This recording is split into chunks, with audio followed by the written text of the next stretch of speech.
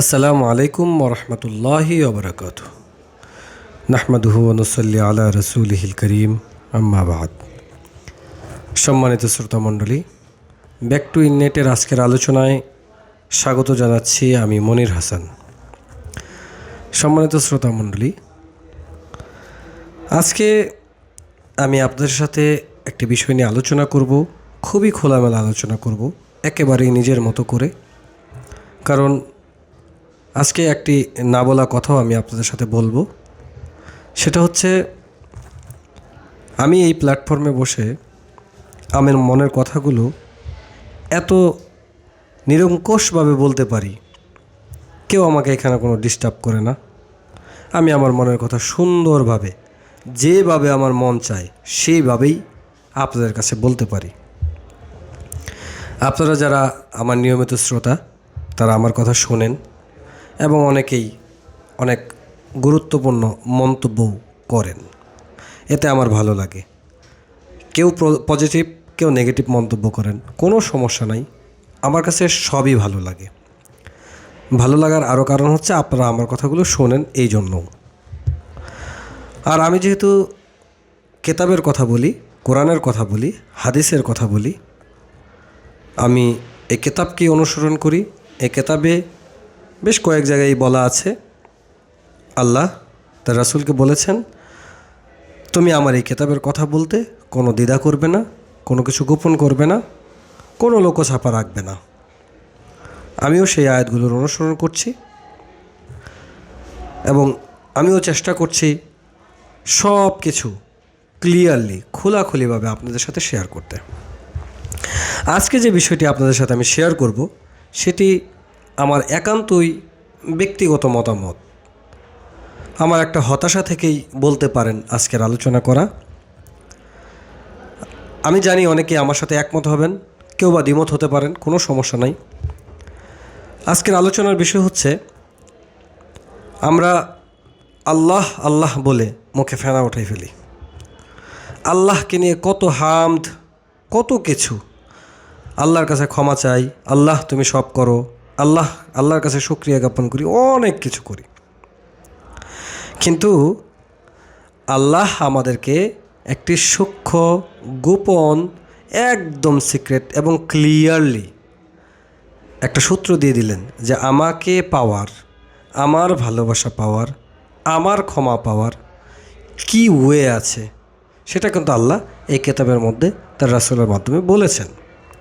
এখন আমরা একটু যদি বিশ্লেষণ করি বা একটু যদি এই কিতাব থেকে দেখি, তাহলে আমরা দেখতে পারবো যে এই কিতাবের সূরা আলে ইমরানের 31 নম্বর আয়াতে আল্লাহ বলেছেন, আউযু বিল্লাহি মিনাশ শাইতানির রাজিম, বিসমিল্লাহির রহমানির রহিম, কুল ইন কুনতুম তুহিব্বুনাল্লাহ। কুল, আপনি বলুন, ইন কুনতুম, যদি তোমরা আমাকে ভালোবাসতে চাও তাহলে আমার রাসূলকে ভালোবাসো, রাসূলের অনুসরণ করো, রাসূল যেভাবে যা করতে বলে সেটা করো। তাহলে এটা কিন্তু আল্লাহ আমাদেরকে বলে দিলেন, যদি চাও আল্লাহকে ভালোবাসতে, আল্লাহর ভালোবাসা যদি পেতে চাও, তাহলে রাসূলের অনুসরণ করো। তাহলে আমরা যে আল্লাহ আল্লাহ আল্লাহ আল্লাহ বলতেছি, আল্লাহ আল্লাহ আল্লাহ আল্লাহ বলতেছি, কিন্তু আল্লাহ আমাদেরকে কি বলতেছে? যে তোমরা আমার ভালোবাসা পেতে চাও, সত্যিকার অর্থে যদি পেতে চাও, তাহলে তোমরা আমার রাসূলের অনুসরণ করো, তাহলেই তোমরা আমার ভালোবাসা পাবে।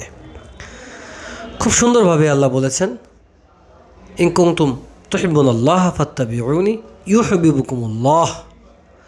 আর তোমরা যদি আমার রাসূলের অনুসরণ করো, তাহলেই আমি তোমাদেরকে ভালোবাসবো। এবার আসুন, আমি কিন্তু আবার বলেছি যে আমরা সবসময় আল্লাহ আল্লাহ বলতে বলতে সবসময় আল্লাহকে পেতে চাই, আল্লাহকে পেতে চাই। আমরা না কেন জানি মানুষরা ফলাফলটা পেতে চাই, কিন্তু কাজটা করতে চাই না। আমরা মনে করি যারা স্টুডেন্ট আছে যে আমি যদি গোল্ডেন A+ পাই, কিন্তু পড়াশোনাটা করতে চাই না। আমরা মনে করি যে বিল্ডিংয়ে থাকবো, এসিতে ঘুমাবো, অনেক টাকা ইনকাম করবো, কিন্তু কাজটা করতে চাই না, বা করি কিন্তু ভুল কাজটা করি। আসলে যে কাজটা করা উচিত, আমাদেরকে বলা হলো যে এই কাজটা করো, সেই কাজটা না আমরা করতে চাই না, অথবা বুঝতেই পারি না কোন কাজটা আমাদের করা উচিত। আসুন, আসলে আজকে আরেকটা বিষয় বলি, যে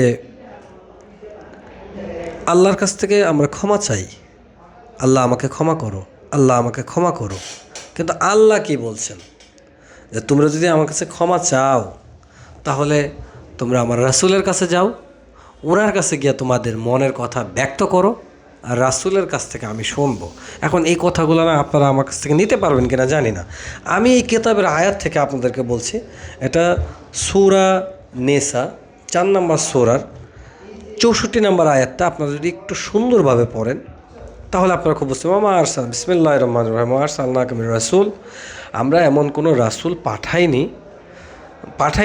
শুধু এ কারণ ছাড়া যে মানা হবে আল্লাহর অনুমোদনে। এইভাবে যদি আমি আপনাকে ভেঙে ভেঙে বলি তাহলে বুঝতে একটু কষ্ট হবে। এটার মূল অর্থ হচ্ছে এরকম, যে আমরা এমন কোনো রাসূল পাঠাইনি যারা আমার অনুমতি ব্যতি রেখে তোমাদেরকে তাকে অনুসরণ করতে বলবে।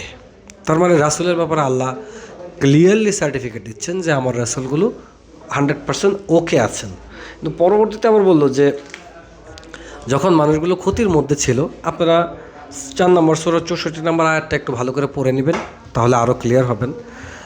যখন তারা ক্ষতির মধ্যে নিজেদের ক্ষতি করছিল, তখন তোমার কাছে আসতো এবং আল্লাহর কাছে ক্ষমার অনুনয় করত। তারা কিন্তু আল্লাহর কাছে ক্ষমা চাইতো না, নবীজির কাছে এসে বলতো যে আল্লাহ রাসূল, আমাদেরকে ক্ষমার একটা ব্যবস্থা করে দেন। আমার বক্তব্য, এই আয়াতের এই আলোচনা এরকম বোঝা গেল যে আল্লাহর রাসূলের কাছে আসতো যে আমাদের ক্ষমার দরকার, তখন আল্লাহর রাসূল তাদের জন্য ক্ষমা প্রার্থনা করত। এবং আল্লাহ রাসূল যদি ক্ষমা প্রার্থনা করত তাহলেই তারা আল্লাহকে পেত সর্বকোমল ও সর্বমমতাময়। এখন তাহলে আমি যদি সত্যিকার অর্থে আল্লাহর ক্ষমার আশা করি, তাহলেও আমার কিন্তু রাসূলকে দরকার হচ্ছে। এবার আসেন, যদি আমি পবিত্র হতে চাই, আমি যদি সত্যিকার অর্থে পবিত্র হতে চাই, তাহলে আমার কি করা উচিত? পবিত্র হতে গেলেও আমার রাসূলকে দরকার। এটা আবার কোথায় বলা আছে? সূরা তওবার 103 নম্বর আয়াতে। 103 নম্বর আয়াতে বলা আছে, তুমি তাদের সম্পদ থেকে দান গ্রহণ করো তাদের পরিশুদ্ধ করার জন্য। কাকে বলছে? আল্লাহ রাসূলকে। আল্লাহ বলছে তুমি তাদের সম্পদ থেকে দান গ্রহণ করো তাদের পরিশুদ্ধ করার জন্য। আমাকে পরিশুদ্ধ করার জন্য একজন রাসূল রাখবে, যার হাতে আমি আমার সম্পত্তির কিছু অংশ দিয়ে দিব, তাতে করে আমি আস্তে করে পরিশুদ্ধ হতে পারবো। আচ্ছা, এবং তাদের জন্য কল্যাণের দোয়া করো, নিশ্চয়ই তোমার দোয়া তাদের জন্য একটি আরাম, এবং আল্লাহ সর্বশ্রবণকারী ও সর্বজ্ঞাত। দেখুন, আমি আলোচনা করার সময় আমি খেয়াল করি সবসময় সময়ের বিষয়টা। আমার না আজকে অনেক আলোচনা করতে মন চাচ্ছে, কিন্তু সময়ের এত স্বল্পতার কারণে আমি পারছি না সব কিছু বলতে। অনেক কিছুই বলা ছিল, আপনারা যদি চান আমি পরবর্তী আলোচনা আবার করব। আমি রাসূলের গুরুত্ব আরেকটা জায়গায় বলতেছি, রাসূল কেন দরকার। যখন আপনি এই সমাজের মধ্যে কত মানুষ, কত দল, কত উপদল, কতভাবে ইসলাম, কতভাবে মানুষ মানছে, সবাই ইসলাম মানছে, কিন্তু এই কিতাব বলছে যে যখন তোমরা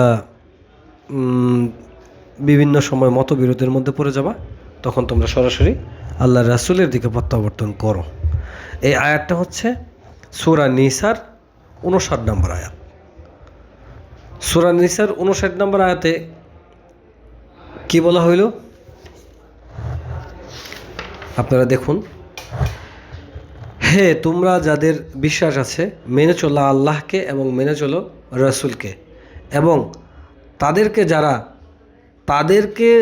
যারা তোমাদের মাঝে কর্তৃত্ব করার দায়িত্বপ্রাপ্ত। তার কর্তৃত্ব করার দায়িত্বপ্রাপ্ত মানে কী বলছে? আতিউল্লাহ ওয়া আতিউর রাসূল ওয়া উলিল আমরি মিনকুম ইয়া আইয়ুহাল্লাযীনা আমানু, হে ইমানদারগণ, আতিউল্লাহ ওয়া আতিউর রাসূল ওয়া উলিল আমরি মিনকুম। খুব সহজ, এটা অনেকেই জানেন। তারপরে আয়াতে কি বলতেছে? আর যদি তোমরা কোনো বিষয়ে মতভেদ করো তাহলে আল্লাহ এবং তার রাসূলের দিকে ফেরত নিয়ে যাও। আমার আলোচনার বিষয় আসলে আমি ক্লিয়ার করে বলতে পারছি না, বলতে চাচ্ছি না। এরকম না, বলতে পারছি না কারণ সময়ের স্বল্পতা। আসলে আমি না কেন জানি রাসূলকে বারে বারে সব সময় প্রতি ক্ষণে ক্ষণে তাকে খুঁজছি। তাহলে আমরা আমরা কিন্তু সবাই সন্ধান করি, বিভিন্ন জন, বিভিন্ন মনি ঋষি, বিভিন্ন কবিগুরু, বিভিন্ন কবি, বিভিন্ন সাহিত্যিক কাউকে না কাউকে খুঁজছে যিনি পথের দিশা দেবে, পথের সন্ধান দেবে। আসলে উনি কে? উনি কি রাসূল? উনি কীরকম? ওনার উনি উনি আসলে কি হবে? আমি এটা না আসলে আমি নিজেও ক্লিয়ার না। আমি আলোচনার শুরুতে বলেছি যে আজকে আমি আমার মনের অনেকগুলো অব্যক্ত কথা আপনাদের সাথে শেয়ার করব। আপনারা এই আলোচনাগুলো একটু নিজের মতো করে শুনে আমাকে একটু আপনাদের পরামর্শ জানাবেন। যে দেখেন, প্রতিনিয়ত প্রতিনিয়ত প্রতি সময় আমি দেখছি, যদি আমি আল্লাহর সন্তুষ্টি অর্জন করতে চাই তাহলে আমাকে রাসূল লাগবে। যদি আমি আল্লাহর ক্ষমা প্রার্থনা চাই, ক্ষমার আশা করি, তাহলেও আমার রাসূল দরকার হচ্ছে। যদি আমি কোনো মতবিরোধের মীমাংসা করতে চাই তাহলেও আমার রাসূল লাগতেছে। যদি আমি আল্লাহর ভালোবাসা পেতে চাই, যে আল্লাহর ভালোবাসার জন্য আমরা দেওয়ানা পাগল, সারা পৃথিবীকে একপাশে রেখে যদি আল্লাহর ভালোবাসা একপাশে রাখা হয়, প্রত্যেকটা ধর্মপ্রাণ মানুষ আল্লাহর ভালোবাসার জন্য পাগল হয়ে যাবে। কিন্তু সেই ভালোবাসা কীভাবে পেতে হবে? আল্লাহর রাসূলের অনুসরণ করে। তা আল্লাহর রাসূলকে আমি কোথায় পাবো? কোথায় গেলে পাবো? আমি সবসময় এই একটা হতাশার মধ্যে আছি যে আমি কিভাবে কোথায় পাবো? আমি যদি সেই সময়ে থাকতাম যে সময় মুহাম্মদ সাল্লাল্লাহু আলাইহি সাল্লাম প্রেজেন্ট ছিলেন, তাহলে হয়তোবা আমার এই হতাশা, এই বুক ভরা আকাঙ্ক্ষা তখন হয়তোবা পূরণ হতো। আবার আমি ভয় পাই, আমি জানি না যে আসলেই আল্লাহ তো অপার দয়াসীম, আল্লাহ তো অসীম দয়ালু। আল্লাহ যদি আমার এই এই আহ্বান, এই আর্তনাদ কবুল করে, কিভাবে করবে? আমাকে তো বলাই হলো, কয় আয়াতের মধ্যে বলা হলো যে আপনি যদি কোনো কিছু আল্লাহর কাছে চান, কোনো কিছু যদি দরকার হয়, তাহলে রাসূলের মাধ্যমেই করতে হবে। এখন আমি না আসলে বুঝতে পারতেছি না আপনাদেরকে কি বলবো। আমি যা বলতে চাচ্ছি, আমার মনের আকাঙ্ক্ষাগুলো যেভাবে ব্যক্ত করতে চাচ্ছি সেভাবে পারলাম কিনা আমি জানি না। তবে আমি আপনাদের কাছে আজকের আলোচনা এখানে শেষ করব। পরবর্তীতে আপনারা যদি আমার এই বিষয়ে আরও আলোচনা শুনতে চান, আমাকে জানাবেন, আমাকে আপনাদের মূল্যবান মতামত দিয়ে আমাকে উৎসাহিত করবেন। দেন আমি আরও কিছু কথা বলবো, যে কথাগুলো আজকে বলতে পারলাম না সময়ের অভাবে। তবে আমি আপনাদেরকে আজকে শুধু একটা জিনিস বোঝার চেষ্টা করেছি, যে রাসূলের প্রয়োজনীয়তা সর্বসময়ে যে অত্যাবশ্যকীয়, এই জিনিসটা আপনারা অনুধাবন করতে পারলেন কি না? রাসূল ছাড়া আমি এই চারটা জিনিস কীভাবে পেতে পারি? আরও কোনো ওয়ে আপনাদের কাছে আছে কিনা? আমি কেতাব থেকে চারটা আয়াত থেকে চারটা জিনিস দেখিয়ে দিলাম, এরকম অসংখ্য দেখাতে পারবো।